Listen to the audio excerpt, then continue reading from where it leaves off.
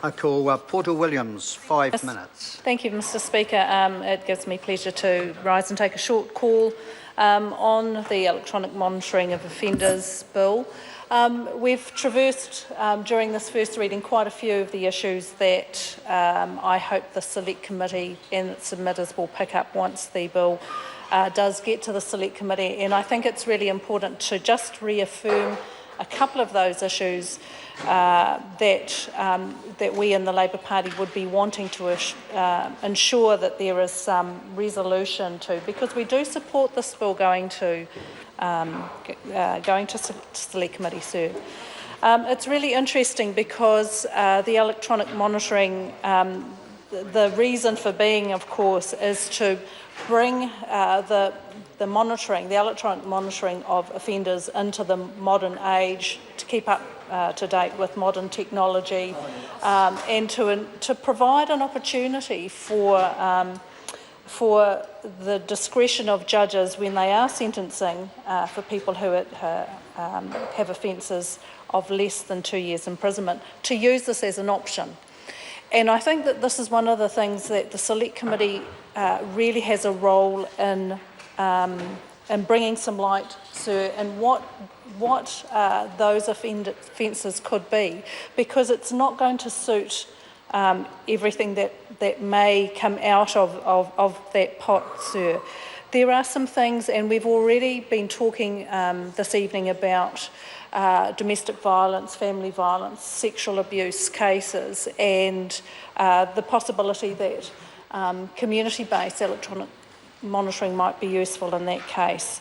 And I just want to refer to some of my own experiences having worked in the refuge movement, where we used to say in our particular refuge, we had 6 women and a piece of paper, which was our protection order to protect victims. And what I don't want to occur with this, sir, is to have people and a piece of plastic and an electronic ring really to protect victims. What we have here is an opportunity to get this right. Electronic monitoring can be very useful as a community sentence. It can be very useful to ensure that we're not filling our prisons with offenders that don't need to be there, where options can be useful in the community.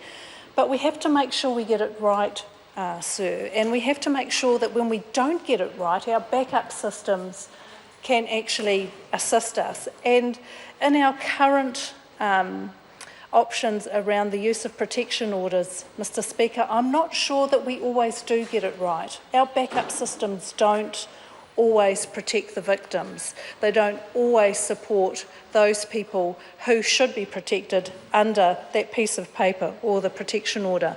So what we should be ensuring when this goes to Select Committee, Mr Speaker, is that we are also talking about having adequate police resources to monitor that those devices are actually working appropriately in the community. I mean, I remember sitting on a bus a couple of years ago, glancing across the aisle and seeing a young man wearing his ankle bracelet, wondering what the heck he was doing on a bus heading into the middle of town.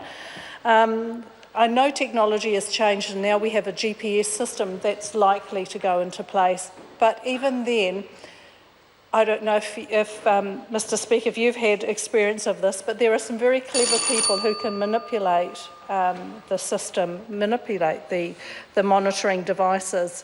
So I'm really comfortable about our position to take this to Select Committee. I would really urge that we get a range of submitters that would think about the options where the monitoring may not be entirely foolproof, that we have good systems in place to back up the system should it fail, and that we ensure that those people who should be protected in our society are given the full weight of our consideration in this matter. So on that regard, thank you, Mr Speaker. I do commend this to the Select Committee. Thank you.